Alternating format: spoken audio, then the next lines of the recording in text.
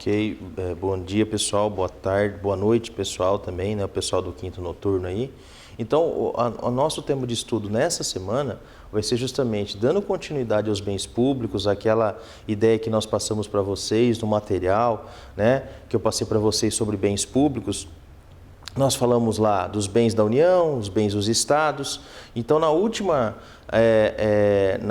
aula aí, continuando nossos assuntos, nós falávamos dos bens públicos da União, que são os mais importantes, que estão lá no artigo 20 da Constituição Federal, e que eles vão dizer justamente, né, sobre quais os bens, né, que pertencem à União. E no artigo 26 são os bens que pertencem aos estados.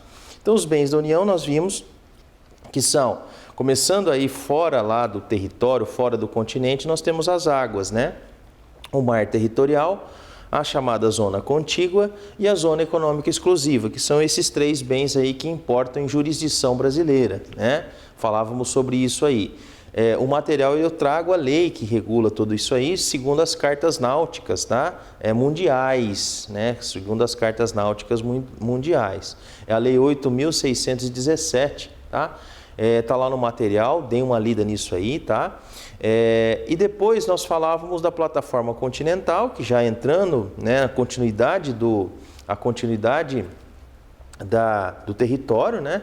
Então nós falávamos justamente de plataforma continental, onde nós temos alguns recursos minerais, como petróleo, por exemplo, sendo explorado. Então vai de 0 até 200 milhas, tá? Para dentro do mar, né? Como se estivesse andando, né? Pisando no território, aquilo lá é a plataforma continental. E depois nós tivemos também, nós falávamos sobre as terras tradicionalmente ocupadas pelos índios. Nós temos um grande problema hoje, né, com relação às terras, né? O artigo 67 das disposições do ato das disposições constitucionais transitórias, ele diz, né, no artigo 67 que a República Federativa do Brasil deveria fazer a demarcação das terras indígenas depois de 5 anos da promulgação da Constituição Federal. Isso não aconteceu e a gente percebe que hoje está muito distante disso acontecer, porque nós temos de um lado, né, os interesses da bancada ruralista e de outros interesses dos indígenas aí. Então o governo com certeza não vai se indispor com a bancada ruralista. Muito pouco também se fez, pessoal, nos governos anteriores a respeito da demarcação de terras indígenas, tá? As terras não são dos índios, as terras são da União. Os índios só têm direitos sobre elas para exercer a sua cultura, né? As suas tradições, os seus costumes, tá? Então, é justamente nesse sentido. Então, as terras que tradicionalmente são ocupadas pelos índios são bens da União, tá? E não são bens dos índios. E nós temos também as chamadas terras devolutas, que nós falávamos sobre as terras devolutas, justamente naquelas terras em que, por conta de uma colonização portuguesa que nós tivemos aqui, na divisão dos respectivos estados, que hoje representam os estados, nós tivemos as chamadas capitanias hereditárias. E essas capitanias hereditárias, né, trouxe para a gente um legado que é justamente grande quantidade de terras. Elas foram divididas depois em sesmarias, né, grandes porções de terras, e hoje a gente tem uma grande um desequilíbrio com relação às terras do nosso país, né? Então algumas terras ficaram sem donos, nem no próprio registro do Estado, nem tampouco do próprio registro de proprietários, né? É justamente essa que é a ideia aí. Então nós temos aí justamente a ideia, né, de que nós temos essas chamadas capitanias hereditárias e que nós tivemos as sesmarias e que disso tudo algumas terras ficaram sem dono, então as chamadas terras devolutas. As terras devolutas, pessoal, pertencem ordinariamente aos Estados-membros. Elas pertencem ordinariamente aos Estados-membros. Se existir, por exemplo, uma fortificação, uma rodovia federal que passa dentro dessas terras devolutas dentro de estados, esses bens pertencem à União, tá? Então foi isso que a gente estudou na semana passada, tá? E é importante que vocês tenham isso em mente aí para a gente dar continuidade. Então agora a gente continua com os nossos assuntos. A aula dessa semana é a intervenção do Estado na propriedade privada, né? Intervenção do Estado na propriedade privada. Nós já falávamos que o Constituinte, ele deixou um espaço para os bens que são da União, dos Estados, do Distrito Federal e dos municípios, encontráveis aí nas respectivas leis orgânicas. Só que por que então nós vamos ter que, de repente, o Estado vai precisar entrar e tomar, vamos dizer assim, a propriedade privada, né? Tem um fundamento. O fundamento está aqui, ó, na função social da propriedade.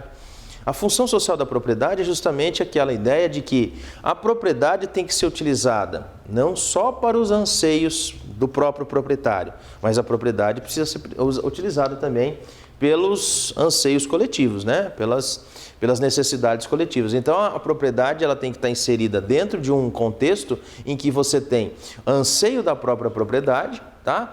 E anseio da própria propriedade e a possibilidade também justamente de você ter, né, essa utilização coletiva dessa propriedade. Por isso que a gente fala de função social da propriedade, que está lá no artigo 5º, inciso 23 da Constituição Federal, tá? Por conta dessa ideia de propriedade, né, a propriedade cumprindo a sua função social, seu papel social dentro, né, do Estado, você tem, né, o artigo 182 da Constituição Federal, que ele fala que a propriedade urbana precisa cumprir sua função social. A propriedade urbana precisa cumprir sua função social. Como assim? Você tem com certeza um plano diretor que direciona o ordenamento do crescimento das cidades em um determinado município, por exemplo, que vai determinar como que vai ser o crescimento, né? Para que nós tenhamos aí uma ordenação com relação ao crescimento, né? Nas ruas, no comércio, etc. E isso está justamente ligado, envolve justamente o aproveitamento direto dessas propriedades. Então, a propriedade que está lá ociosa, vamos dizer assim, ela não vai cumprir o papel que foi disciplinado pela Constituição Federal no artigo 182, não vai cumprir aquilo que foi estabelecido no Estatuto da Cidade, que é a Lei 10.257 de 2001, e não vai cumprir aquilo que está no plano diretor.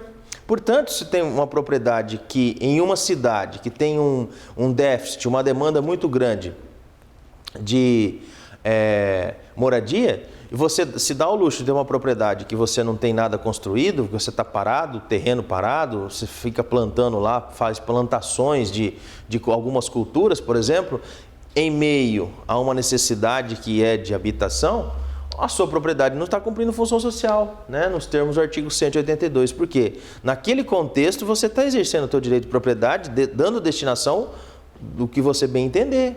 Mas a função social é mais que isso. A função social é justamente qual que é a necessidade naquele momento que você tem justamente, né, da coletividade para com a sua propriedade. Então a sua propriedade precisa ser justamente utilizada naquele meio. É isso a ideia de função social. Então o 182 da Constituição Federal fala justamente das exigências da ordenação da cidade no plano diretor. É justamente essa que é a ideia. Então, se você tem esse plano diretor aprovado pela Câmara Municipal, obrigatório para cidades com mais de 20 mil habitantes, é o instrumento básico da política de desenvolvimento e de expansão urbana. A propriedade urbana cumpre sua função social quando atende às exigências fundamentais da ordenação da cidade expressas no plano diretor, aí você cumpre função social da propriedade, tá? Então a propriedade também rural passa por esse crivo, tá? A propriedade rural precisa também cumprir função social. E quando que a propriedade rural cumpre função social? Mesma coisa, aproveitamento racional e adequado, só que com relação à propriedade rural, está lá no artigo 186 da Constituição Federal, tá? Falando da política agrícola, né?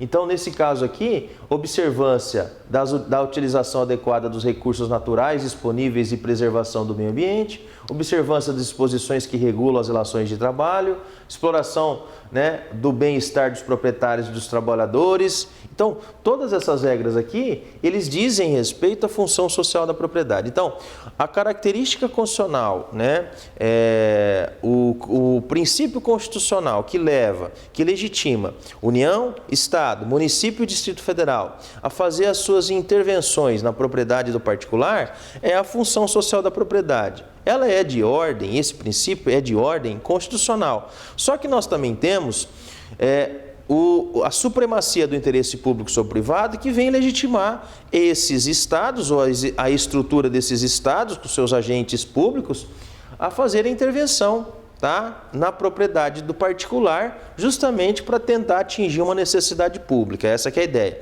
Por quê? Porque só aqueles bens que foram catalogados, que foram previstos pelo Constituinte na Constituição, que serviriam, vamos dizer assim, para as necessidades públicas, não é suficiente. Não é suficiente. Então, o que é necessário fazer?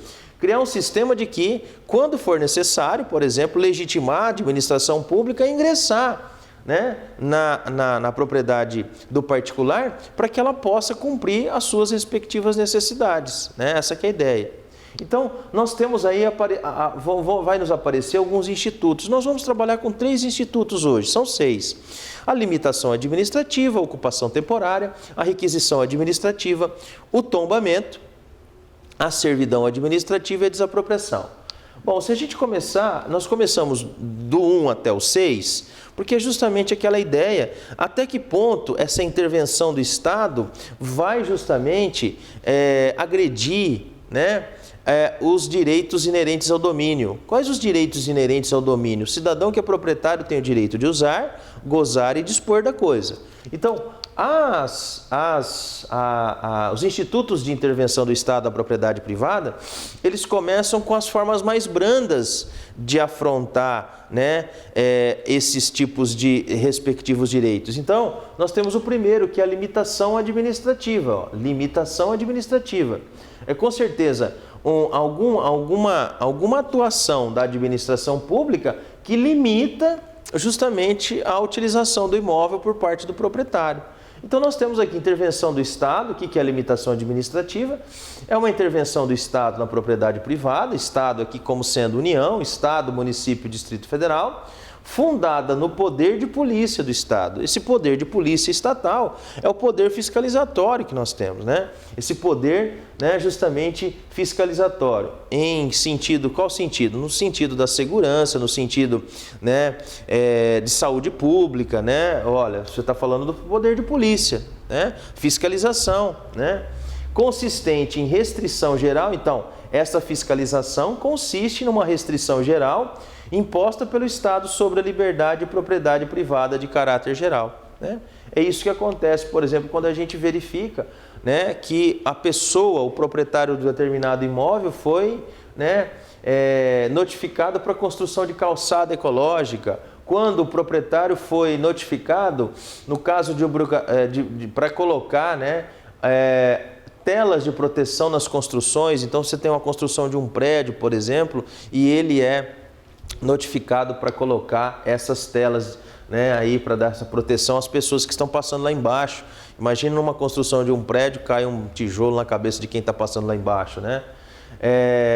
Construção de muretas nos terrenos vazios, obrigatoriedade de fazer roçada em terrenos vazios com grande acúmulo de mato, e geralmente isso que acontece, principalmente nas épocas de verão, né? A prefeitura vai e notifica: se você não roçar, se não fizer a roçada, você tem o quê? A prefeitura vai, faz e manda a conta para você. Se você não pagar, inscreve em dívida ativa. Então, veja, você tem o direito de ter mato no teu imóvel. É o direito de usar, dispor e gozar da coisa, né? Ou seja, se você tem a propriedade, você tem a possibilidade de exercer esses direitos. Mas veja, em nome de uma coletividade, se você tiver uma propriedade que tiver mato, você vai colocar em risco a saúde pública. Por isso que o Estado vai lá e vai fazer a fiscalização, e nessa fiscalização, vai apontar uma determinada irregularidade e vai justamente fazer com que você faça, né, essa roçada, tá? Ninguém vai te tirar o bem, ninguém vai te tomar, né, o imóvel. Mas é o seguinte, você tem o direito à propriedade, que é limitado, né? Necessidade de demolição de estruturas prestes a cair. Imagina que você tem um imóvel que é lá do seu avô, da sua avó, lá de antigamente, e esse imóvel, ele tem uma fachada, por exemplo, uma fachada barroca, por exemplo, né? E aí ele está para cair, você não tem condições, você não tem dinheiro para justamente destruir, você precisa justamente ser notificado ou para consertar ou para destruir, tá? O imóvel. Então é importante que você tenha essa ideia aí. A ocupação temporária de Pietro é um segundo instituto. Então, segundo instituto, primeiro, limitação administrativa, segundo, ocupação temporária, é a forma de limitação do Estado à propriedade privada que se caracteriza pela utilização transitória, gratuita ou remunerada do imóvel particular para fins de interesse público.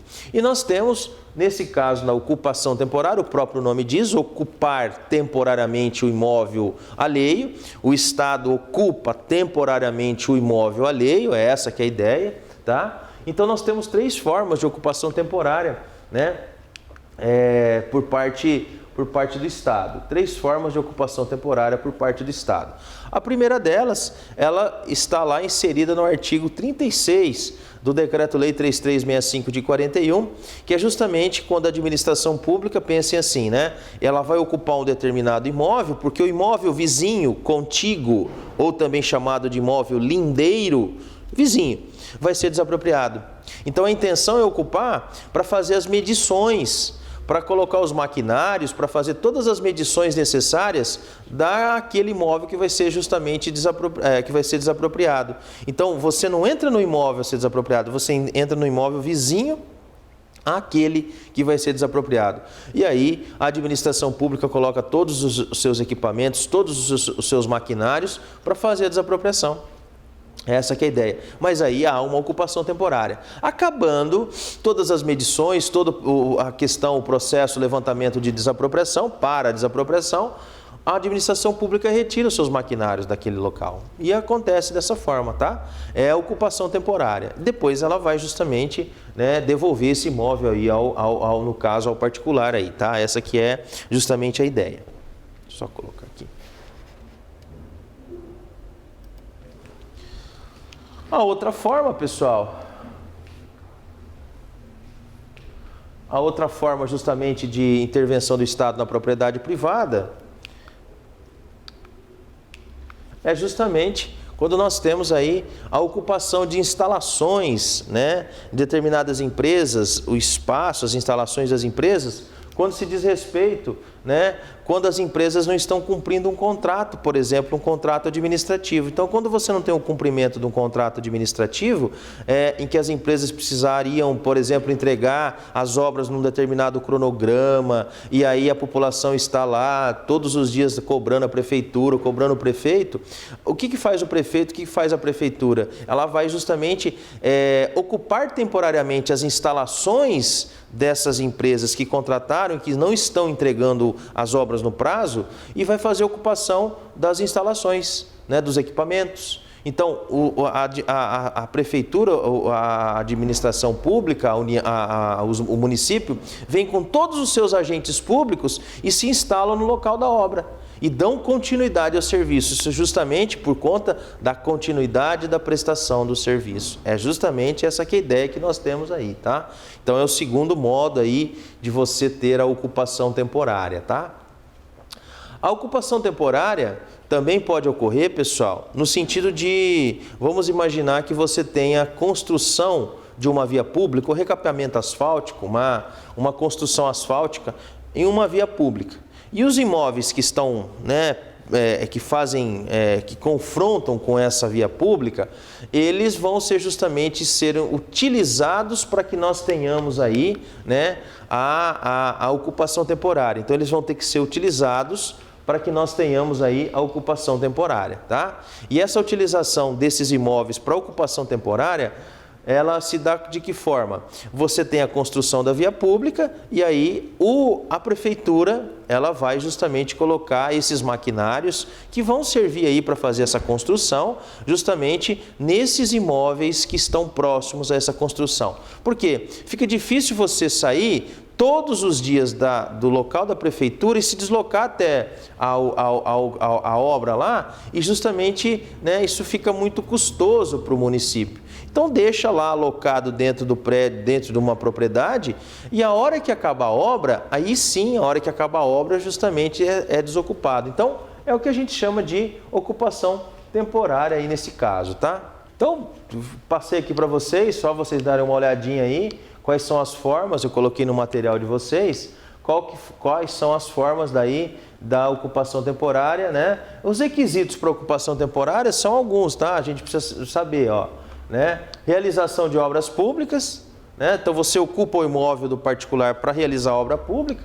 Necessidade de ocupação de terrenos vizinhos, tem que ocupar terrenos vizinhos no caso da desapropriação. Inexistência de edificação no terreno ocupado. Se tiver uma edificação, não dá para o poder público fazer ocupação, deixar alocado lá um trator, alguma coisa assim, um maquinário, se existe aí um comércio, se existe uma edificação, né? Nesse caso também tem que ser verificado lá no local se existe ou não existe. Obrigatoriedade de indenização, né? Se tiver dano tem que indenizar, obrigatória a indenização, tá? E prestação de caução prévia quando exigida. Prestação de caução prévia quando exigida, tá? Então nós passamos para vocês as três formas, né? Está aqui, está embasada aqui, dá uma olhadinha lá nas três formas de ocupação temporária. E aqui eu preciso tratar com vocês também a terceira, que é a requisição administrativa. Requisição administrativa é justamente, ela é parecida com a ocupação temporária, só que a requisição administrativa, ela incide sobre bens móveis e imóveis, sobre as duas espécies de bens. Exemplos sobre bens móveis. Você está saindo, né, e passando numa rua e a polícia está no encalço do meliante. E no momento que os policiais vão se dirigir ao encalço do meliante, acaba a gasolina do carro da polícia. O que vai acontecer? Os policiais vão requisitar justamente o seu automóvel lá para justamente ir até o encalço desse meliante, tá? De bens móveis, no caso. E de bens imóveis, geralmente acontece a requisição administrativa de bens imóveis, tá?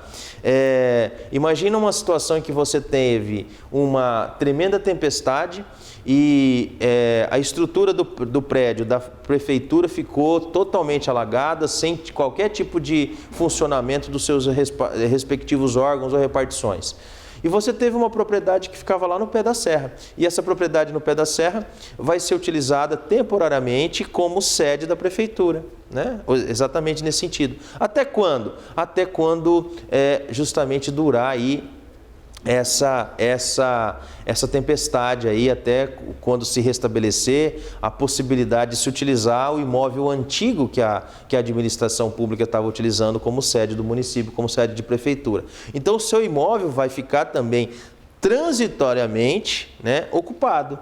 Mas isso acontece, utilização de bens móveis e imóveis, né, essa intervenção do Estado, justamente no sentido de quando houver o quê? É o que diz justamente o artigo 5º, tá? Inciso 24, 25 da Constituição Federal, que ele diz assim: no caso de iminente perigo público. Então, nos casos de iminente perigo público, fazendo um comparativo aqui com a ocupação temporária, na ocupação temporária eu tinha o quê? Eu tinha naquelas três situações: ocupar as instalações de uma empresa que está prestando um serviço e que não está realizando a entrega das obras, ou seja, está descumprindo o contrato, primeiro caso. Segundo caso, ocupar um imóvel vizinho àquele que vai ser desapropriado, ocupação temporária, segundo caso. E terceiro caso, né, justamente naquelas questões de ocupação das obras, justamente das vias públicas. Construção de via pública, você tem uma construção de via pública, você ocupa temporariamente o imóvel vizinho àquele bem que está sendo construído, né, naquela via pública. Então são essas três. Não tem nada dizendo aqui de calamidade pública na ocupação temporária. Na requisição administrativa é necessário que você entenda que é necessário um iminente perigo público, tá? É uma ideia de calamidade. E aí também a ideia de indenização ulterior se houver dano. Você precisa justamente, o Estado precisa fazer essa indenização posteriormente se houver dano, né? Nós temos um exemplo aqui, que é justamente a Lei 8.080 de 1990, que dispõe sobre o SUS, Sistema Único de Saúde, que tratou expressamente sobre a requisição administrativa, né, na intenção de promover proteção e recuperação da saúde. Vejamos, Artigo 15, tá? Artigo 15 é um exemplo disso. Inciso 13. Olha só, para o atendimento de necessidades coletivas urgentes e transitórias, decorrentes de situações de perigo iminente, olha só, de calamidade pública ou de irrupção de epidemias, ou seja, a epidemia apareceu, né? A autoridade competente da esfera administrativa correspondente, por exemplo, o secretário de saúde, por exemplo, poderá requisitar bens e serviços tanto de pessoas naturais como de jurídicas, sendo-lhe assegurada justa indenização. Imagina a situação que nós tenhamos aqui em Maringá, vamos imaginar, que nós tenhamos uma empresa que está fazendo a construção dos respiradores para o Covid-19. Tem uma empresa aí que está fazendo respiradores. Vamos imaginar que nós tenhamos um surto, né, extremamente fora do controle com relação à cidade de Maringá e região, que isso vai lotar justamente as UTIs aí, tá? E isso vai justamente provocar uma necessidade de respiradores, tá? E as pessoas, elas vão precisar de respiradores, não vai ter respirador para todo mundo. O que o secretário de saúde vai fazer nesse caso aqui, por exemplo? Vai requisitar ao proprietário dessa empresa que ele justamente, né, entregue respiradores. Não vai precisar pagar no momento, vai pagar só depois, ulteriormente, tá? É justamente essa que é a ideia. Então, é um exemplo aí, justamente de requisição administrativa, tá? Inicialmente, a requisição administrativa só era admitida em tempos de guerra, só em tempo de guerra. Estava lá no artigo 80 da Constituição Federal de 1891, tá? Agora, hoje, tá, você tem o maior exemplo aí da requisição administrativa com relação a esses bens aí, né, que em determinadas situações de calamidade ou extrema necessidade você tem, tá bom? Então, você consegue identificar que a requisição administrativa é ato administrativo unilateral, autoexecutório, não depende da participação do Poder Judiciário, e oneroso, consistente na utilização de bens ou de serviços particulares pela administração para atender a necessidade coletiva em tempo de guerra ou em caso de perigo público iminente. Veja que aqui não tem contrato, pessoal, né? O poder público, diante dessa necessidade, ele vai justamente levar a pessoa, a empresa, a fazer esse serviço para ele aí, tá? São exemplos de requisição administrativa, escapada para combater incêndio, né? Escada para combater incêndio. Você coloca escada na casa do vizinho aí, ou na sua casa para combater incêndio. Veículo para perseguição de criminoso, você então, a administração pública toma esse veículo para perseguição de criminoso.